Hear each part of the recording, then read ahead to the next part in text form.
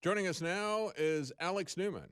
He's a writer at thenewamerican.com. You can also find him on Twitter at Alex Newman _JOU, as in journalist. And of course, Alex is also has a series of interviews that he does at the New American. And lately, he's been focusing a lot on education. We've had him on with his attempt to try to wake up America as to what's going on in our schools. And I want to talk to him about that again now, the Freedom Project that they have at the New American. And again, you can send away to the New American, and they have an excellent book about the problem with schools. And thank you for joining us, Alex. Thank you so much for having me, David. It's always a pleasure to be with you. Before we get into this, too, thank you for coming on. I want to tell people how they can get that excellent magazine that's put out by the New American talking about schools. And what's that called? Yeah. Thank you so much, David. So actually, I have a copy of it right here. It's called Rescuing Our Children. And we literally just this week, we're releasing the second edition of it. I think we're in the 7th or 8th printing. And we decided to expand it a little bit. We put in some new ads. We added some new articles, expanded some of the older articles. And that can be obtained either in PDF or in print or in bulk. You know, if you want to get 100 or so, you can do that at thenewamerican.com/rescuing our children. And our goal is to get out 1 million, and we'll only be able to do that if people who care about our children, people who care about the future of this country, get involved and help out. And it is an excellent resource, folks. You must get this. It doesn't matter if you don't have any kids who are school age, because when Alex was on before, he explained, what's going to happen if your kids are in a burning school building, right? You're going to get them out. But you've also got to put out the fire, because it's going to burn down your community. And if you want to know what's going on, why we have so many young Marxists that are backing Bernie Sanders, it's the schools. And they're going to burn down your society and your community. It doesn't matter if your kids are grown, and maybe they were able to navigate through this K through 12 government school system, and maybe with your help they came out normal. Or maybe they didn't come out normal, but maybe real life normalized them. But you've got to stop this from happening to them and to yourself in your community. Even if you don't have any kids that are in school, you need to find out what's going on with this, and that is addressed in this resource, Rescuing Our Children. You wrote an article on the New American, Alex, about transgenderism growing by 1,500% in Sweden. Tell us a little bit about that. Yeah, thank you, David. You know, Sweden is kind of 1 or 2 steps ahead of us. And what I've realized is the globalists, the establishment, they use Sweden as kind of a petri dish. And I know because I lived there for almost a decade. Some of my kids were born there. My wife is from there. So they kind of try out these kooky, crazy ideas in Sweden, which is, a lot more susceptible to manipulation than, say, the American people are. And then they move that over to the United States. So the transgender stuff began there. The homosexual marriage started there. Then they brought it here. And what we're seeing in Sweden is essentially 1 step ahead of what's going on in California. Total brainwashing in the schools, convincing children they might have been born in the wrong body and that they take hormones and, submit to surgery to mutilate their genitals and they can be the other sex, which is, of course, ridiculous.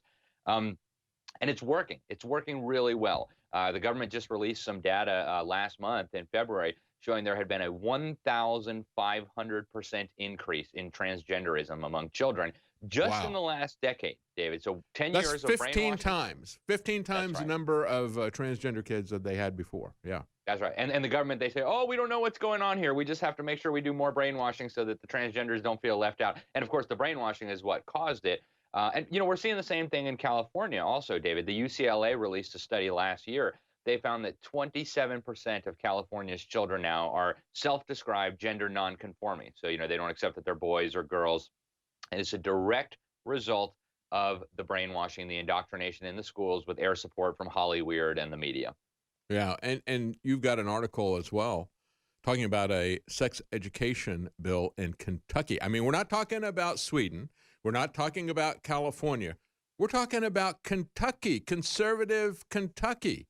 And this sex education bill and the mandates in here are going to start sexualizing kids in kindergarten, from kindergarten through the 12th grade. And one of the things you point out in here is that this bill is about social, emotional, and mental health education. It will focus on healthy relationships, consent, critical thinking, responsible decision-making, and acceptance of differences, explains one of the Democrats who supports this. And when I look at this, the word that pops out to me is consent, Alex, because I've said from the very beginning, the reason they are confusing these kids is because they want to say, if you can make up your mind what gender you are in kindergarten, well, then you can consent to sex. And this is really a pedophile agenda to try to say if they're mature enough that they can make these decisions about what gender they are way before puberty, then they can also consent to sex. Nail on the head, David. And that's exactly what we're seeing. In fact, this has already started in California. We broke a story at the Freedom Project and the New American about pedophilia being taught to school children. Actually, a concerned mother sent us the curriculum. In California, they passed an LGBT history law where every government public school has to teach the children about LGBT history. So they start off with Harvey Milk, the child rapist who became the first openly elected homosexual to elected office in America. They don't teach the kids that he raped children, and some of them went on to kill themselves. And then as they go down the curriculum, I've got a copy of it. They say, and in ancient Greece, grown men used to take little boys under their wing and they would have sex with them, as if it's just totally normal. And then a mom, actually, I got the video. Her name's Stephanie Yates. She leads Informed Parents of California. We posted it up online. It's been seen hundreds of thousands of times. Snopes ironically says it's fake news, even though we have the video to prove it. And so the mom says, why are you teaching our children pedophilia? And the assistant superintendent of curricula in this district says, well, it's a sexual orientation that's existed in history, so we think it's really important. That's what the law says. So think about this, guys. They're teaching children that child rape is a sexual orientation. It's against the law in California and 25 other states to discriminate based on sexual orientation, and they're teaching the children that pedophilia is a sexual orientation. You don't have to be a genius to figure out where this is going. Oh, yeah. I mean, you see these people who identify themselves as MAPs, minor attracted person. Right. Oh, I'm just sexually attracted to children, but I don't actually act out on that attraction. Yeah, right. Not at the moment they want to admit that because it's still criminal. But that's where they're pushing everybody, and that's where they're pushing the children. It was absolutely amazing to me to see Booty Gay. That's what I call Booty Judge, because he's probably pretty proud of that name. Actually, he probably wished that he could change it to that. But anyway. He had a 9-year-old up on stage with him, and it was the parents who were pushing this kid forward, just like we see them doing at these drag queen story time hours and so forth. But the parents had pushed him to do this, and he writes a little question to Booty Gay saying, I'm 9 years old, and I want to have the courage that you have to come out. And it's like, what in the world are they doing this for? I mean, that was nothing but a display of pedophilia in my opinion. He was grooming that kid openly with the assistance of the parents. And Booty Gay was even saying, well, you're an example to everybody. Yeah, he surely was. That's where this is all going, David, and I hope parents will realize this. In fact, in this special report on rescuing our children, and I've been touring the country and actually the world now speaking about this, I've got a video where I show people the genesis of this. In the early 1990s, sodomy was actually still a crime across most of the United States. It wasn't until 2001 that the Supreme Court ruled against Texas's sodomy law. And they started teaching children, early 1990s, first grade, second grade, third grade. I've got the video from the documentary they were showing to children. Hey, little kids, let's be pretend judges today. And there's this mean old law in the books that loving gay people who just love each other and just want to be married, they're banned from doing that. Let's be pretend judges. What should we do about this legislation? And, of course, all the little kids with that kind of guidance, we should strike that down. Within one generation, the pretend judges on our Supreme Court were striking down our marriage laws, and guess what? The agenda is very sinister. Oh, yeah. Yeah. I remember when they pushed the terminology of gay. And I subsequently, they did that in the 1970s. I subsequently got an unabridged Webster's Dictionary, 650,000 words in it. It was gigantic. Even with fine print, it didn't have the word homosexual in it because it was written in the 1950s. They didn't even use a neutral term. They just called it sodomy. We'll be right back with Alex Newman. Stay with us. Welcome back. We're talking to Alex Newman, thenewamerican.com, and of course he also has the Freedom Project and various media there, the Rescuing Our Children publication to talk about what's going on in our government schools. We're just talking about a sex ed mandate for kindergarten through 12th grade filed in conservative Kentucky, where they're talking about, we want to focus on healthy relationships and critical thinking and decision-making and consent as they sexualize these kids starting in kindergarten. But it's not going to just stop there. They're not interested in just getting the kids in that venue. They also want to push this into the family. Tell us a little bit about this new buzzword, Alex, the adverse childhood experiences, and how this is being used by these people who are not wanting to educate our children about reading and writing and that type of thing. No, no, no. This is all about the brave new schools, isn't it?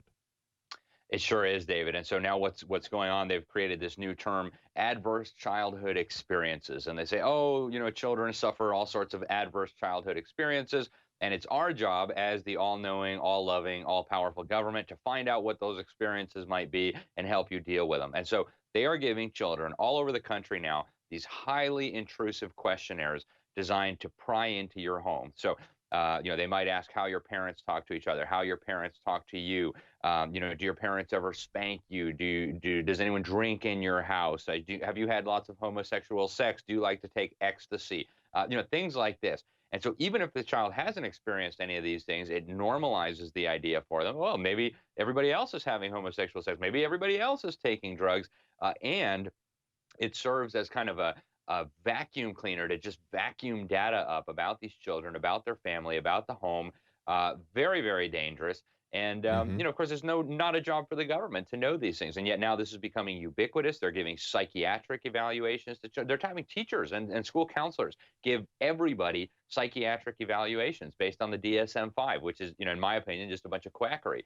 So very, very dangerous stuff happens. It seems to me like these types of things, where the FBI goes in and they start questioning somebody, right? I mean, and then they create a process crime out of it. I mean, that's what they're doing. They're using children to create a process crime to tear apart the family, asking them a whole bunch of questions, and then the inquisitor who's doing this, evidently in private, can interpret those answers that are coming from a child in a way that allows them to then come after the family. And we already know that CPS will take your kids without any due process, that you have to then try to prove your innocence. I mean, this seems to me like this is just an extension of the CPS child kidnapping that we have seen going on across the country.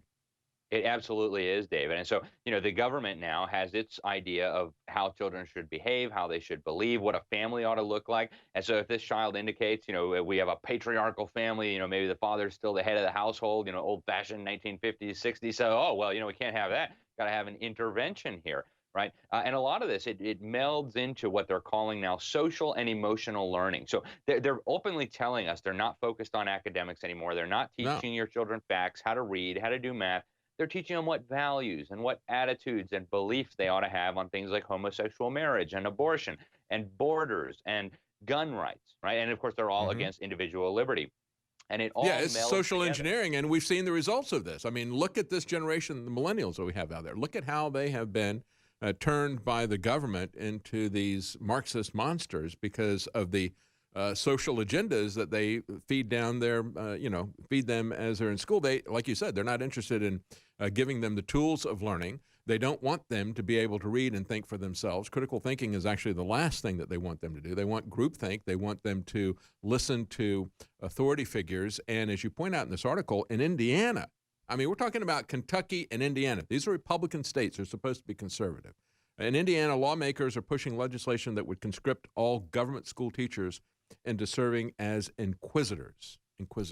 That's exactly what I just can't believe that we're turning this country into a complete surveillance state now, even using children to inform against parents. Yeah, I mean, this is the kind of stuff that, the Soviet Union, that Nazi Germany would have blushed. I mean, they never had these kind of capabilities. They never would have said, hey, we're gonna get this information from your children. And yet now it's happening in America, and people are asleep. They don't want to recognize it. Every time you send your children to that government school, you're putting them at risk. You're putting your family at risk. And, I think parents, you're the first line of defense. If you don't protect your children, nobody else is going to do it for you. That's right. And if you are you're ignorant enough to put your kids in that kind of an environment, just understand they are setting in place the structures that will be used to come after you, perhaps take your children away, perhaps even put you in jail by misconstruing what somebody has said. And if you don't believe they'll do that, just pay attention to what the FBI is constantly doing to people with their 302s.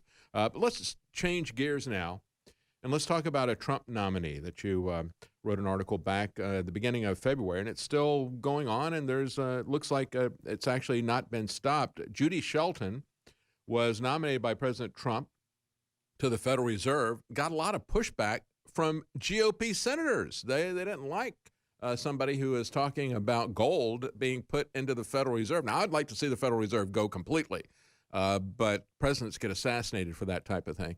One of the things that you could do is you could put somebody in who has talked a lot about free markets and about a hard currency, which is in the Constitution. Talk to us a little bit about the Judy Shelton nomination. Where is it? Yeah, thank you, David. So why do we like it? Yeah, go ahead. Well, this lady is the best nominee I have ever seen in my lifetime for the Federal Reserve Board. Alan Greenspan had a history of talking about gold and these kinds of things, but as soon as he was in the Federal Reserve, he totally sold out. But this lady has a long track record. Her name is Judy Shelton. She's worked with a lot of liberty-minded organizations. She believes in sound money. She says the Federal Reserve is a failed institution. They're trying to centrally plan interest rates. Why don't we just bring back the old, Soviet central planning committees? Talked about the need to, go back to a hard currency, like one based on gold, and get the Federal Reserve out of the business of trying to centrally plan the economy. And if you listen to what she says, if you read her essays, she gets it, right? She talks about how the Federal Reserve has rigged the economy in favor of Wall Street and the 1%. She's right, nail on the head. And so Trump has nominated her and one conventional nominee, we might say, regular old, pro-Federal Reserve hack. And Right. there is talk that Trump wants to actually make her the chairwoman of the Federal Reserve in the days ahead. But as you mentioned, rhinos in Congress are already working on fighting this, including some who, claim to be conservative. Senator Shelby out of Alabama is one of the ones who's putting up resistance. And so there is an establishment effort to block her, but she's a very good nominee. Yeah, and news has just come out. Shelby said that he will not block her if other GOP senators who have expressed misgivings about her decide to back her. It's kind of interesting. And, even as we're talking about the fact that she doesn't think that they ought to centrally plan the economy and manipulate interest rates, that they ought to be actually tied to gold, as it says in the Constitution. President Trump, as we saw this week, the Fed chair just dropped interest rates by a full 0.5 point, considering how low they are. That's a big percentage drop. And President Trump said, that's not enough. You got to do more. So it's kind of interesting. What do you make of that? That President Trump would be pushing the Federal Reserve to manipulate interest rates and manipulate them down to help the economy, and then he would nominate somebody who says, well, that's not really what the Federal Reserve should be doing. It's really interesting, David, because Trump understands all this. In the 2016 campaign, he talked we wrote an article about it at the New American. He talked about how the Federal Reserve was juicing and manipulating the economy by creating ridiculously low interest rates to boost economic activity and make Obama look good. So Trump understands perfectly what's going on here. He also understands that if the Federal Reserve raises interest rates in this manipulated economy, it could be catastrophic for the economy. And so, on the one hand, he understands the problem. He understands the solution. He's talked about gold-backed currency. So has Pence. But on the other, he recognizes that if they do go forward and raise interest rates, it'll cause some very severe economic damage going right into the election. It'll be very problematic for his reelection campaign and for the economy, for the stock market. So, a lot going on here. But I'm encouraged by the fact that Trump has publicly expressed his understanding of these issues and that he's nominated somebody like Judy Shelton to. And I think he also understands how the coronavirus is being weaponized against him. I mean, they never responded like that to any previous thing like swine flu or anything like that. And this is a real economic consequence that's coming down the road. They're weaponizing this because they know that the only thing that they've got against President Trump would be to tank the economy. If they're not able to do that, he is essentially a shoo-in. So that's their only hope. So I think that's really what he's doing in terms of trying to get the Fed to drop the interest rates even more. Thank you so much for joining us. Again, you can find Alex Newman at thenewamerican.com, and you can find him on Twitter at @AlexNewman_JOU. Thank you, Alex. Appreciate that. Thank you so much, David. God bless.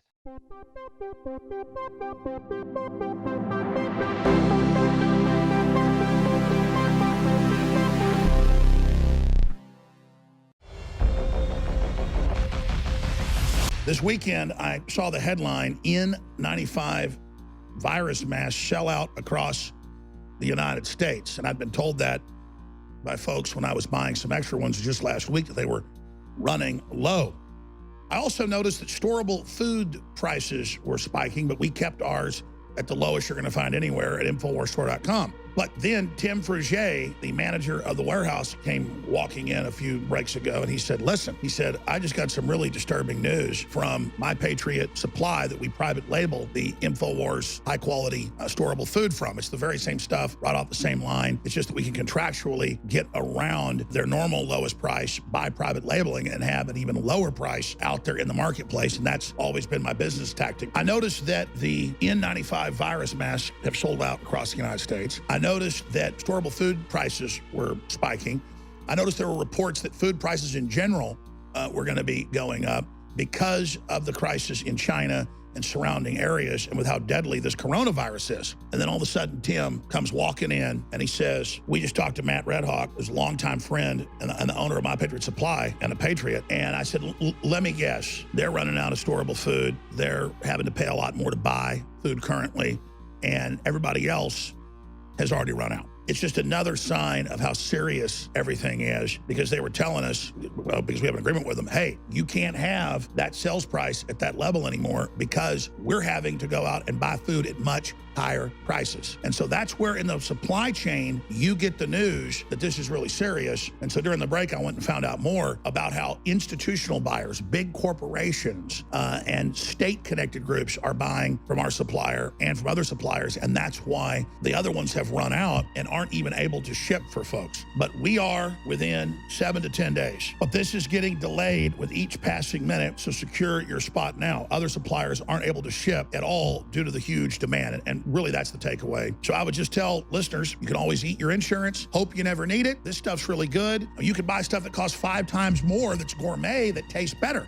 But for quality food that tastes good, this is the lowest price you're going to find anywhere, even when it's at its regular price. And so that's really the boil down here is, with just on time delivery and all the rest of the stuff going on in our society, people need to stock up on food. They need to stock up on water filtration. They need to stock up on ammo and need to have a plan with your friends and family and neighbors about what you're going to do, because you could feel it in your bones. Big stuff's coming down, whether it's this coronavirus or something else. Now is the time to get prepared. And I suggest folks get their storable food at InfoWarsStore.com while you still can. InfoWarsStore.com. You get your order in now, you'll get it within 7 to 10 days. They always do what they say they're going to do, unless there's an earthquake or something in Utah. But these are good Christian, hardworking people that do what they say they're going to do. And I personally have been buying more gas masks. I personally have gotten extra water filtration. I personally have ordered more storable food just last week, because I have to be able to take care of not just myself, but my neighbors.